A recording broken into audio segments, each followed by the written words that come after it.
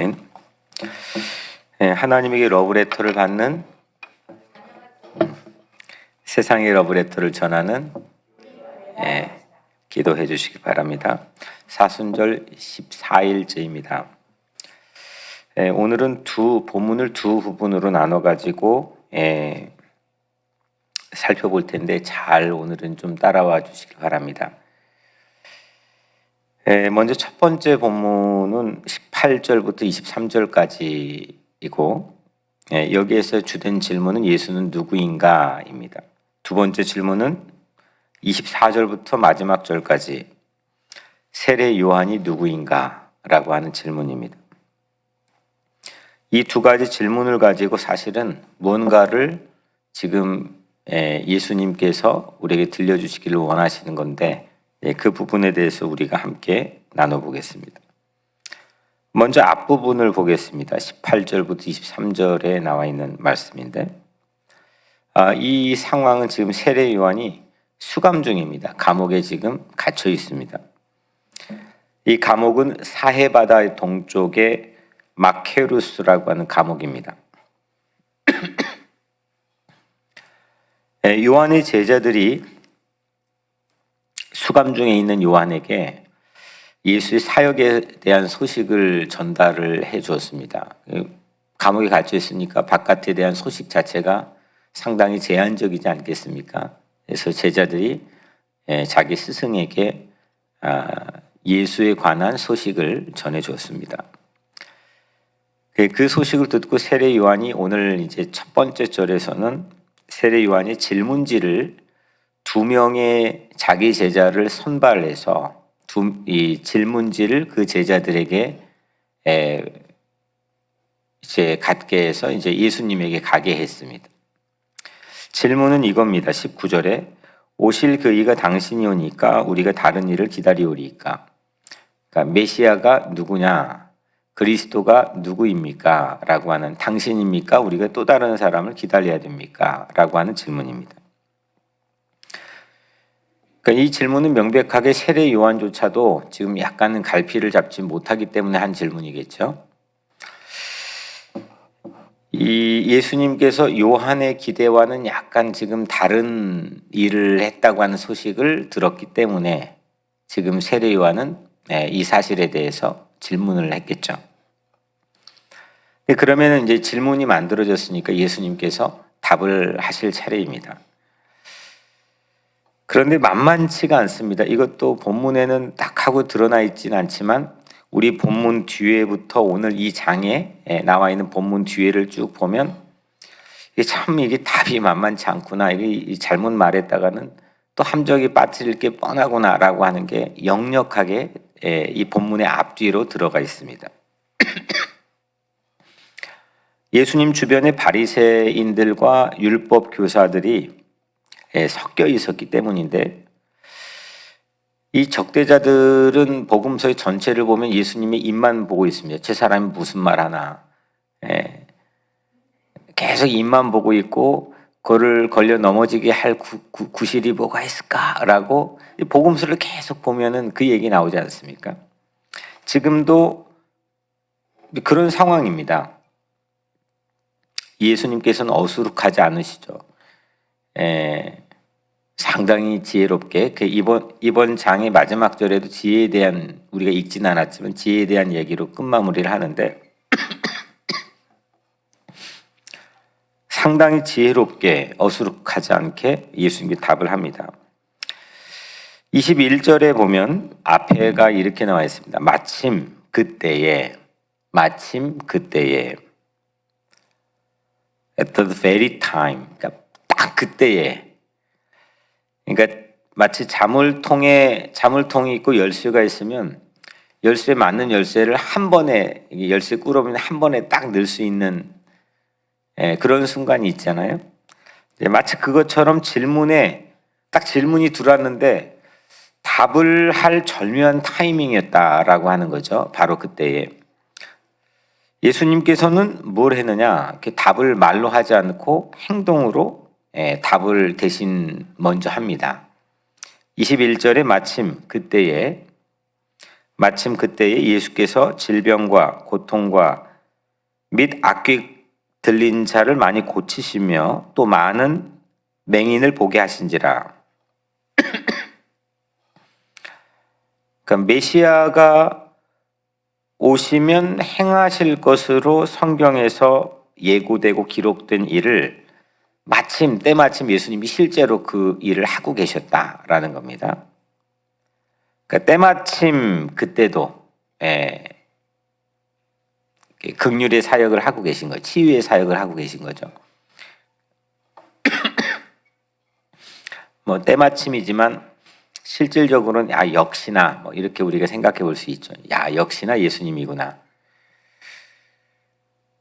그래서 그 행동이 답입니다. 지금 우리가 누구를 기다려야 됩니까? 당신이 맞습니까? 라고 세례 요한이 인편에 질문을 했는데 예수님께서 때마침 성경에서 메시아 사역에 대해 예고된 일을 하고 계셨다라는 겁니다. 질병, 고통, 악한 귀신에 시달리는 사람들을 고쳐주셨고 눈먼 사람 보게 하셨다는 거죠. 긍휼 사역입니다. 그러니까 메시아는 긍휼 사역을 하실 분으로 예고가 되고 있는 거죠. 예수님께서 실제 그 다음에 이어서 긍휼 사역에 대해서 이 사역에 대해서 말씀을 합니다. 22절에 예수께서 대답하여 이르시되 너희가 가서 보고 들은 것을 요한에게 알리되 맹인이 보며 걷는 사람이 걸으며 나병 환자 깨끗함을 받으며 귀먹은 사람이 들으며 죽은 자가 살아나며 가난한 자에게 복음이 전파된다 하라.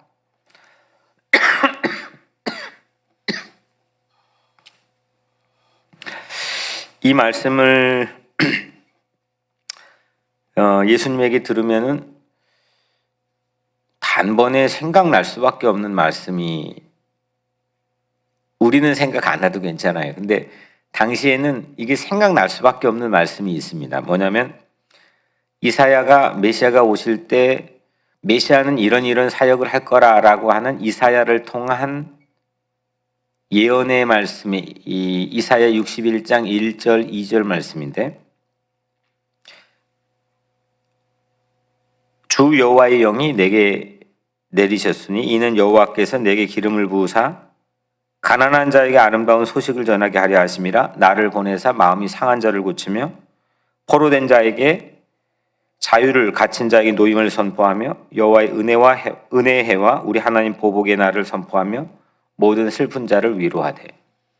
이 말씀인데 이 말씀이 예수님이 취임 설교 본문이기도 하잖아요. 누가복음 4장 19절의 말씀에 그러니까 이 6가지 메시아는 오시면 이 일을 할 거야 라고 오셔서 첫 번째 설교 본문을 이 본문으로 택하셨고 때마침 이 사역을 하고 있다라고 누가는 지금 그 보도를 우리에게 들려주고 있는 거죠. 맹인이 보고 앉은 뱅이 걷고 나병 환자 고침받고 못 듣는 자 걷고 죽은 자 살아나 가난한 자의 복음이 전파된다. 통칭해서 이걸 긍휼 사역, 치유 사역 우리가 여러 가지 이름으로 부를 수 있겠지만 하여튼 이미지로도 예수님께서는 이런 사역을 하실 분으로 메시아로 예고가 됐고 실제 와서도 복음서 안에서 계속 줄곧 이 사역을 하셨다라는 것을 우리가 생각해 보게 되죠. 위로와 치유, 회복과 긍휼을 베푸시는 그 사역을 때마침 했고 예수님께서 거기에 대해서 답변을 했습니다. 요한의 질문은 말씀드린 것처럼 누가 그리스도냐, 누가 메시아냐, 예수가 그리스도이냐 라고 하는 질문을 가지고 있었던 거고 예수님의 답변은 긍휼 사역을 하고 있는 자신이 바로 그리스도다라고 하는 답변을 행동과 말로 하고 계시죠. 그리고 23절에 누구든지 나로 말미암아 실족하지 아니한 자는 복이 있도다. 누구든지 나로 말미암아 실족하지 아니한 자는 복이 있도다. 이 톰 라이트가 이 구조를 이렇게 해석한 부분을 한 문장을 그대로 제가 여러분들에게 전달해 드리면, 하나님의 복은 나로 인해 충격받지 않는 사람들에게, 지금 내 모습이 자신이 기대했던 것과 다르다는 사실을 부끄러워하지 않는 사람들에게 임할 것이다. 좀 이 번역이라 어렵지만 다시 한 번만 읽어드릴게요. 하나님의 복은 나로 인해 충격받지 않는 사람들에게, 지금 내 모습이 자신이 기대했던 것과 다르다는 사실을 부끄러워하지 않는 사람들에게 임할 것이다. 엄마 이해가 오셔요? 예, 우리 교회 교인들은 수준이 높으니까 예. 다 이해하시더라고요. 보면은 예, 설교 듣고 뭐 피드백 해주고 은혜 받은 거 같이 나누던 거 보면, 이게 왜 중요하냐면, 누구든지 나로 말만 실족하지 않는 자는 복이 있다. 예수님 동시대 사람들이 그랬다는 거예요.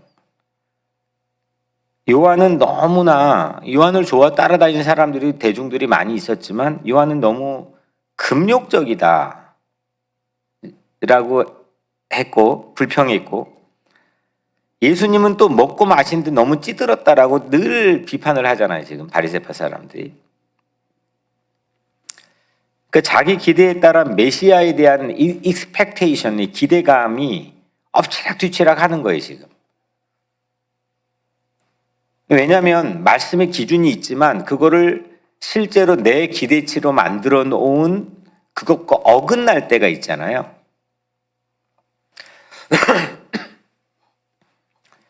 평가하기에 바쁜 거죠 사람들이. 제가 몇 주 전에 우리 늦은 비 예배에서는 설교 때 제가 이제 삼천포로 잘 안 빠지는데 좀 한번 이제 얘기했던 내용인데 한번 잘 들어보세요. 이제 누군가가 저에게 말했다고 가정해 봅시다. 우리 목사님은 설교는 참 잘해. 긍정적인 것 같아요? 어떤 것 같아요? 예? 그죠? 예, 설교는 잘해. 또 이제 어떤 때는 우리 목사님은 가난한 자들은 참 잘 도와. 좋은 말이죠. 그리고 그분이 그러니까 좋은 의도로 한 거죠. 근데 여집합이라고 있잖아요. 그러니까 이게 있으면 이 바깥에 있는 걸 여집합이라고 불러요. 그러니까 실제와 내 기대 여집합이 다를 수 있다는 거죠. 이건 누구나가 다 충돌이 일어나요. 뭐 이를테면 남편은 아내에 대해서, 아내는 남편에 대해서, 국민은 대통령에 대해서 각기 다른 어떤 기준을 가지고 평가할 수 있다는 거죠. 오늘도 마찬가지로 그런 이슈가 이제 발생이 된 거죠.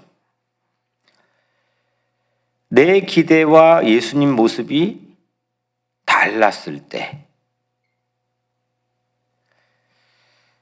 예수님은 워낙 2000년 동안 신학적인 도구마로 이제는 엄청난 권위가 생겨서 함부로 우리가 예수님에 대해서는 말은 못하겠지만,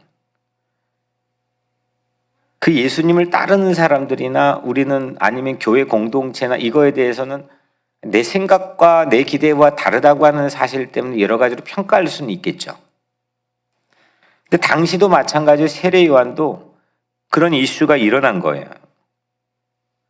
그래서 지금 톰 라이트가 한 말은 뭐냐면, 하나님 복은 나로 인해 충격받지 않는 사람들에게 지금 내 모습이 자신이 기대했던 것과 다르다는 사실을 부끄러워하지 않는 사람들에게 임할 것이다. 그러니까 내 기대와 예수님 모습이 실제 달랐을 때 그 내 어리숙함을 부끄러워하지 않고 인정하는 사람이 예수님을 진정성 있게 믿을 수 있다라고 하는 그런 의미겠죠. 누구는 다를 수 있다는 거예요. 근데 그거를 인정하지 않게 되면 오버하게 되죠. 오히려 거기에 실족하게 되죠. 그 실족의 지점 자체는 뭔가 이 익스펙테이션이 어긋났을 때인데, 어긋날 수 있다는 거예요. 그걸 인정하면은 no problem이라는 건데, 그걸 인정하지 않고 계속 나가면, 내 고집대로 나가면 거기서 실족한다는 거죠. 내 자존심이건 뭐든 간에 그걸 부끄러워하면 no problem이라는 거예요. 이게 톰 라이트 해석인 거예요. 상당히 깊이 있는 해석이죠.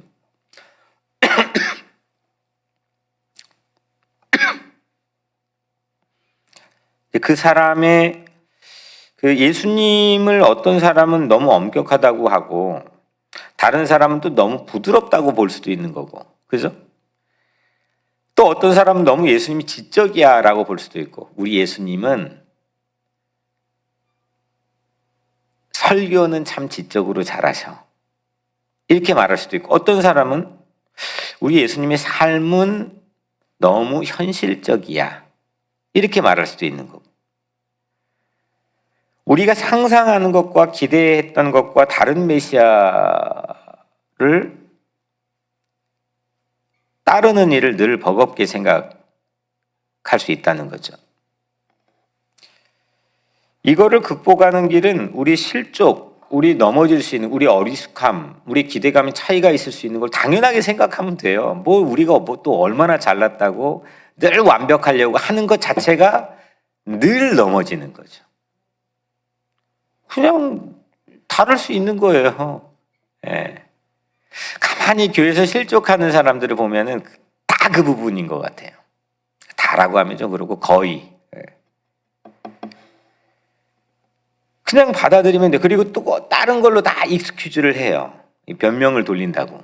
이게 하와야 아담부터 이어져 내려온 엄청난 유서 깊은 우리 몸에 밴 전통이잖아요.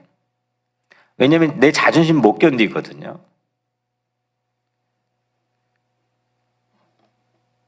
근데 그걸 받아들이면, 인정하게 되면 메시아를 바라보는 폭이 상당히 레인지가 넓어져요. 네, 상당히 넓어지죠. 웬만큼에서 넘어지지 않으면 쭉 가요. 네. 웬만큼에서 넘어지면 쭉 가요.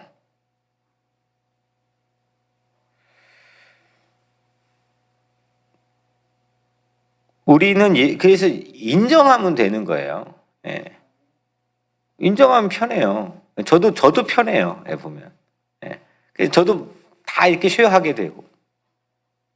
근데 이제 그거를 이미 틀린 건데, 이미 내 기대가 꽝인데, 그걸 꽝이라고 생각하기가 쉽지 않아요. 그러면 쭉 밀고 나간단 말이에요. 그럼 본인이 불편하게 되죠. 그 얘기가 맞는 것 같아요.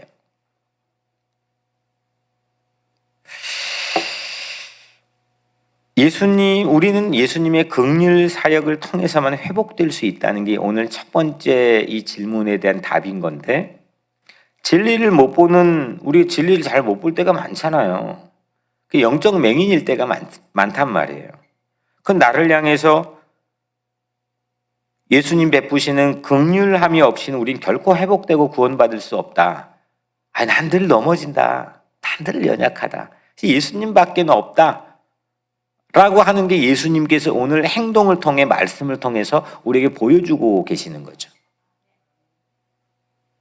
인정하면 된다는 거예요, 사실은. 이걸 약간 이게 약간 바꿔가지고 오늘 톰 라이트는 우리에게 보여준 건데, 여튼 톰 라이트는 이 부분을 거의 안 썼어요, 이번 과에서는. 이 한 문장 이외에는 강조를 별로 여기다 안 하고 그 뒷부분입니다. 이제 두 번째로 가면, 이렇게 세례 요한이 보낸 두 명의 제자들이 예수님의 답변 듣고 이제 다 돌아갔어요. 갔어요. 그리고 예수님이 남아있는 무리들에게 세례 요한에 대해서 질문을 합니다. 24절입니다. 너희가 무엇을 보려고 광야에 나갔더냐? 바람에 흔들리는 갈대냐? 예수님이 세례 요한을 보고 세례 요한이 바람에 흔들리는 갈대냐라고 물어본 건데, 이건 지금 이 말씀을 듣고 있는 대중 가운데에서 누가 지금 섞여 있거든요. 그 뒷부분을 보면 나오는데, 그 감안하고 우리가 지금 읽어보면 좀 전혀 색다르게 읽혀질 수가 있어요. 그러니까 이 24절만 이 톰 라이트는 강조를 했더라고요. 나머지는 거의 좀 침묵하는 편인데, 바람에 흔들리는 갈대는 갈리를 훔치고 있던 헤롯이에요. 바람에 흔들리는 갈대를 그냥 바람에 흔들리는 갈대로 보면은 안 되고, 이거는 헤롯 왕이, 그냥 당시에 보면 누가 봐도 헤롯 왕이에요. 왜냐하면 예수님이 공생의 바로 직전에, 얼마 전이죠, 헤롯이 동전에 들어갈, 동전은 고대나 지금이나 대중과 유통하고 소통할 수 있는 가장 홍보의 주요 매체예요. 그래서 고고학자들은 동전이나 지폐, 화폐에 나와 있는 게 어떤 상징이냐를 그 시대를 판단하는 가장 중요한 척도로 봐요. 저도 이 성서 고고학을 공부할 때 마찬가지로 그랬고요. 근데 저도 몰랐는데 헤롯이 동전에 들어갈 상징을 갈릴리 갈대로 선정을 해가지고 동전에 이미 박아놓은 거예요. 대중들은 그걸 가지고 활용하고 있었고, 이거는 갈릴리의 아름다운 풍요와 번영을 상징하거든요. 갈릴리의 갈대는. 예수님이 지금 대중에게 이렇게 묻는 셈인 거예요. 야, 이게 지금 너희 광야에 가 세례 요한에 대해서 얘기하는데, 너희들 새로운 왕을 찾고 있었던 거니? 라고 묻는 거죠. 25절에도 보면, 그러면 너희가 무엇을 보려고 나갔더냐? 부드러운 옷 입은 사람이냐? 보라, 화려한 옷을 입고 사치하게 지내는 자는 왕궁이 있느니라. 광야에 나가 화려한 패션을 입고 있는 사람을 찾으려면 야, 왕궁 가야지, 이렇게 말씀하는 거죠. 이 두 가지는요, 다 일관성이 있게 모두 다 왕궁에 있는 헤롯 왕을 단박에 연상시키는 장면인 거예요. 광야에 나가는데 너를 새로운 왕을 찾고 있었니? 세례 요한을 그렇게 봤었니? 라고 말하는 거죠. 그 우회적으로 지금 헤롯 왕에게 이게 지금 들려질 수 있는 상황인데, 이 들려질 수 있는 스파이들이 이 무리들 가운데 있단 말이에요. 그래서 예수님께서 이 당시에 이 청중들은 충분히 이해가 가능한 메타포, 은유를 가지고 지금 헤롯에게 직접적으로 얘기하는 거를 이렇게 세례 요한을 가지고 얘기하는 거죠. 광야에서 세례 요한에게 오면서 헤롯 연상하면 이거 번지수 잘못 찾은 거야 라고 말씀하는 거죠. 여기까지 됐죠? 중요한 얘기를 이제 시작하려고 하는데, 26절, 그러면 너희가 무엇을 보려고 나갔더냐? 선지자냐? 옳다. 내가 너에게 이르노니 선지자보다도 훌륭한 자니라. 세례 요한은 예언자가 맞다는 거죠. 예수님 말씀에 여느 예언자보다도 훨씬 더 중요한 예언자라는 거예요. 그죠? 선지자보다도 훌륭한 자니라. 왜냐하면 예수님에게 지금 구약의 모든 그들이 흠모하는 예언자들보다 메시아에 가장 가까이 있는 예언자가 세례 요한이잖아요. 6개월 빨리 태어났고, 뭐 거의 동시대에 있고, 보면서 얘기하고 있고, 그러니까 어떤 예언자보다도 예수님 보기에는 가장 훌륭한 예언자라고 하는 것은 예수님의 시기에 가장 가까이 있다는 거죠. 지금 그 현장에 있다는 겁니다. 그러니까 메시아를 선포했던 과거의 이사야건 뭐 예레미야건 누구를 막론하고 비교 불가의 예언자가 이 세례 요한이다. 이것에 대해서 구약의 말씀을 지금 예수님께서 인용하는데, 27절에 기록된 바 내가 내 사자를 내 앞에 보내노니 그가 내 앞에서 내 길을 준비하리라. 이 말씀에 거기에 여러분들 성경에 기억 이렇게 있고 밑에 말 3장 1절 있죠. 말라기 3장 1절. 제가 말라기 3장 1절 그대로 읽어드리면, 만군의 여호와가 이르노라 보라 내가 내 사자를 보내리니 그가 내 앞에서 길을 준비할 것이요 또 너희가 구하는 바 주가 갑자기 그 성전에 임하시리니 곧 너희가 사모하는 바 곧 언약의 사자가 임하실 것이라. 그러니까 메시아에 대한 명백한 예언이죠.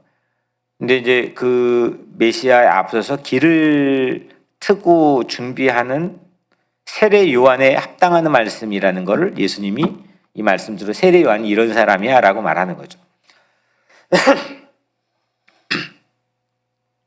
여기까지 좋아요. 이제 여기까지는 뭐 여러분들이 이해하는데 큰 어려움이 없을 거라고 생각을 합니다. 근데 예수님은 세례 요한이 지금 누구인지를 말씀했는데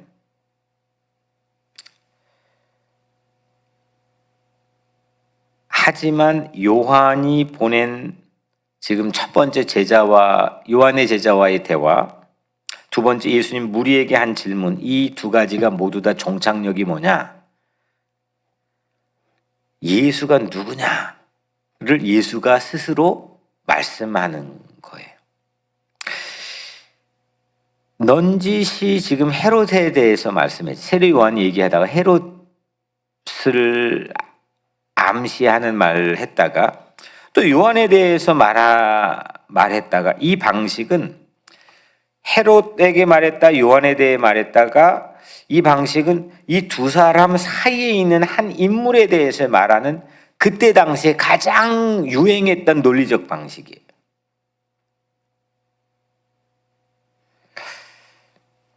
그러니까 여러분들이 읽어도 이게 상당히 이게 좀 뭘 말하려는 건지 혼동스럽거든요. 대충 여러분들이 익숙했던 것만 이렇게 하면은 별 불편함이 없지만 이걸 가만히 보면은 이게 약간 이게 왔다 갔다 하시거든요.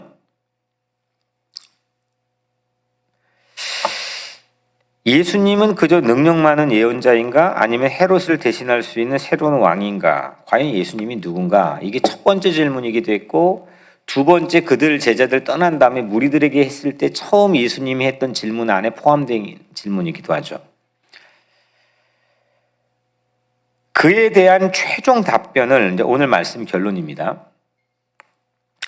제가 이 신약 성서에서 가장 난해하게 생각하는 구절 중에 하나인데 그에 대한 최종 답변을 예수님이 28절에 합니다. 내가 너에게 말하노니 여자가 낳은 자 중에 요한보다 큰 자가 없도다. 그러나 하나님의 나라에서는 극히 작은 자라도 그보다 크니라 하시니.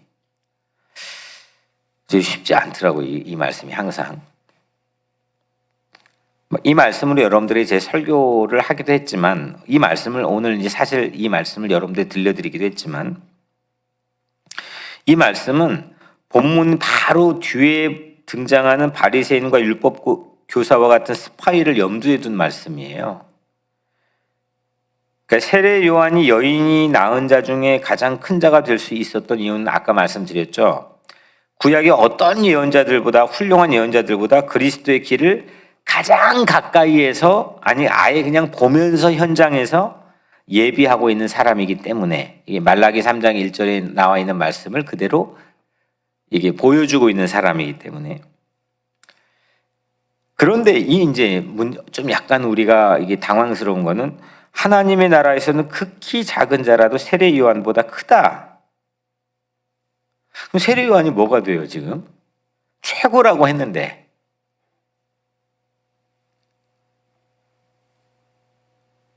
이걸 갖다가 대부분의 설교자는 처우에 이 감옥에 갇혀 있으면서 이 갈피를 잡지 못하고 어리숙한 질문을 했기 때문이라고 보통 하고 그냥 넘어가거든요. 근데 이게 과연 무슨 뜻이냐 이거예요. 이게 오늘 전체 이야기의 답변인 거예요. 이게 예수님이 우리에게 들려주고자 하는 핵심인 거예요. 뭐냐? 하나님의 봐봐요.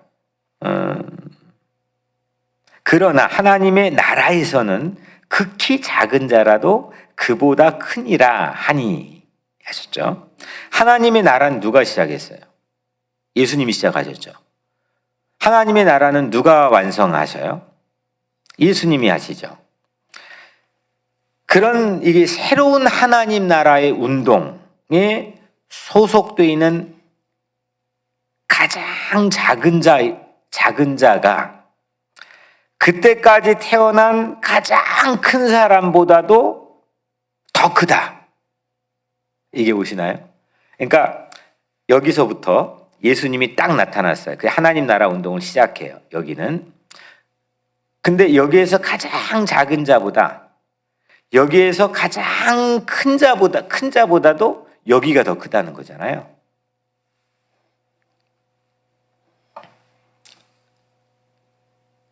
왜냐? 예수님께서 완성한 구원을 직접 누리는 사람은 여기에요. 하나님 나라 운동을 시작해서 진행해 왔던 사람들이잖아요. 그래서 그 직접 누리는 우리는 아예 신약 성경을 가지고 있단 말이에요. 누구라도 하나님 나라에 관해서 세례 요한보다 더 많은 비밀을 가지고 있는 거죠. 세례 요한은 아직 없는 상황에서의 길을 예비한 사람이지만 우리는 이미 완성된 형태의 그 비밀을 현재의 결과물로 손에 갖고 있는 사람이잖아요. 그러니까 그 차이를 지금 예수님이 자기의 밸류에 대해서 말씀하는 거예요.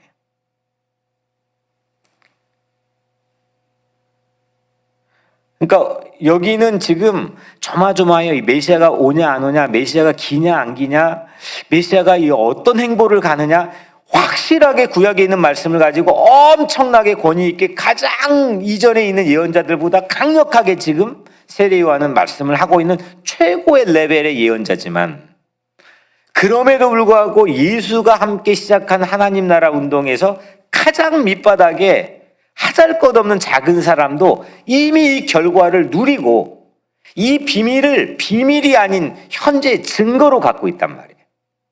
이 이야기를 하는 거죠.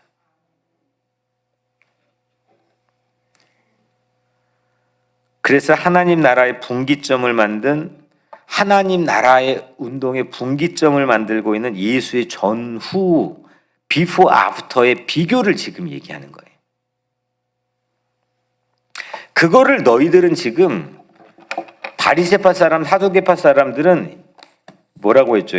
그 다음 바로 이 세대의 사람 무엇으로 비유할까? 무엇과 같은가? 비유하건대 아이들이 장터에 앉아 서로 불러 이르되 우리가 너희를 향한 피리 불어도 너희가 춤추지 않고 너희가 곡하여도 너희가 울지 아니하다. 예수님이 벨소를 해도 너희들은 아무것도 안 하는, 깨닫지도 못하는 사람이라는 거예요.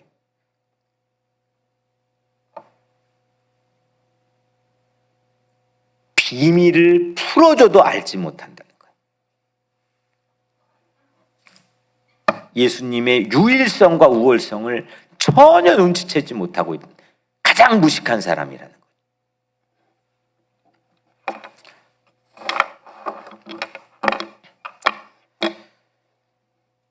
그래서 예수님의 사역의 우월성, 예수님의 유일성을 지금 말씀하는 거예요. 오늘 전체 본문에서는.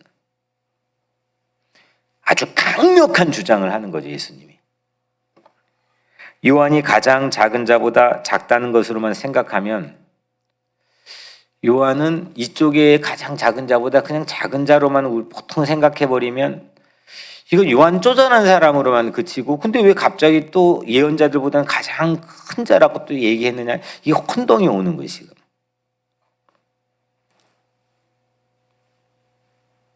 근데 이거는 요한을 설명하면서 실은 전체의 본문이 예수님 자신을 지금 얘기하는 거예요.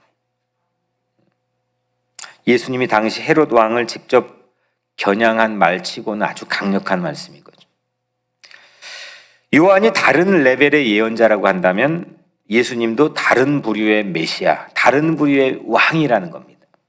여러분들의 기대 정도, 여러분들의 공부 정도로 말할 수 있는 게 아니라는 겁니다.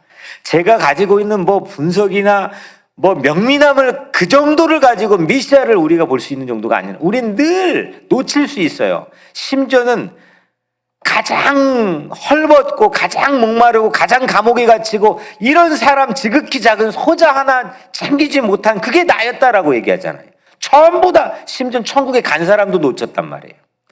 우리 실족할 수밖에 없어요. 그거 그냥 이해하고 인정하고, 그게 실족하지 않는 길이라는 거예요. 아, 예수님 나를 긍휼히 여겨주시고 내 앞도 못 보고 내가 뭣도 못하고 진리도 모르는 사람이 그걸 하는 게 자유를 누리는 거예요. 예수님 우리를 그렇게 긍휼히 여겨주신다는 거죠. 우리를 치유해 주시고, 그게 예수님의 구원을 받아들이는 방법인 거예요. 여러분들의 똑똑하고 명민함을 예수님에게 보여주는 게 아니라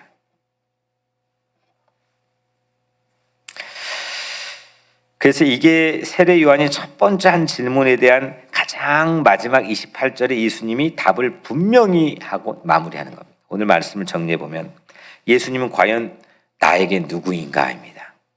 여러분들에게 예수님 누구입니까? 내 상상, 나의 기대, 그걸 넘어서는 분이라는 것만 여러분들이 알면 됩니다. 꼭 여러분들의 기대치와 안 맞을 때 여러분들은 그냥 좌초해 버리거든요. 목사를 향해서도 마찬가지예요. 여러분들의 기대를 예수님은 신앙이라고 하는 건, 신앙의 세계라는 건 여러분들의 기대하는 그건 과학이라니까요. 그걸 무조건 넘어선다는 것만 이해하면 행복하고 그게 가장 정확한 길을 걸을 수 있다는 거예요. 율법학자들은 바리새파 사람 거기서 전부 넘어지는 거예요. 그래야만 예수님으로 인해 내가 실족하지 않고 예수님 믿을 수 있다는 거죠. 예수님은 내 기대와 내 기대와는 전혀 다른 방식으로 오시는 분이 메시아인 거예요. 내 방식대로 오는 게 이 메시아가 아니라는 거죠. 우리는 예수님 오시기 전에 화려한 예언자들, 심지어 세례 요한보다도 프리빌리지, 특권이 있어요, 없어요? 이 판에서 우리 가장 낮아도 그 판에 가장 높은 사람보다 더 높다는 게 예수님 판단이란 말이에요. 왜?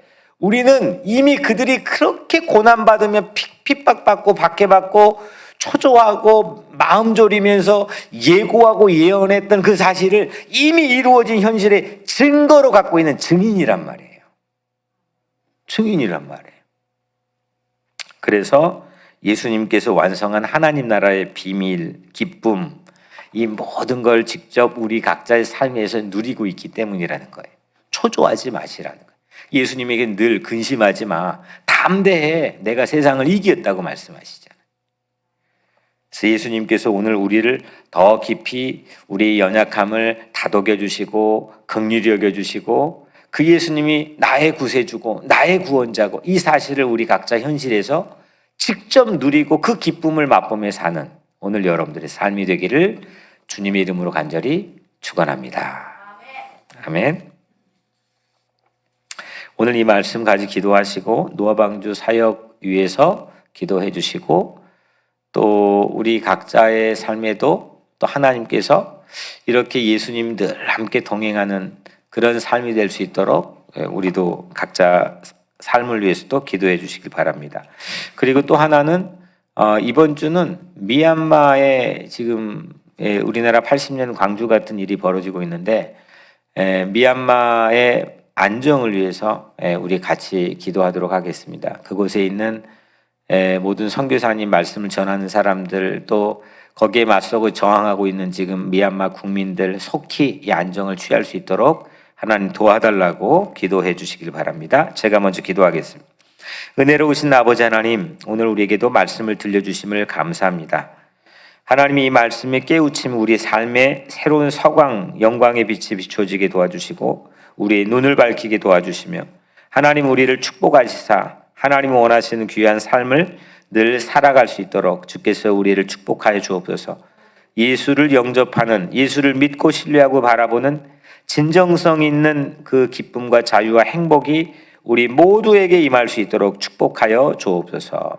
하나님 미얀마를 위해 기도합니다. 주님 이 시간 그곳에 찾아가셔서 주님 짊어지고 있는 십자가 하나님께서 그곳에 새로운 부활로 역사해 주시고 하나님 놀라운 뜻을 그곳에 이루어 주셔서 속히 하나님의 사회적인 안정이 이루어지게 도와주시고 고통받고 있는 모든 국민들 위해 하나님의 긍휼하심이 있도록 주님 도와주옵소서.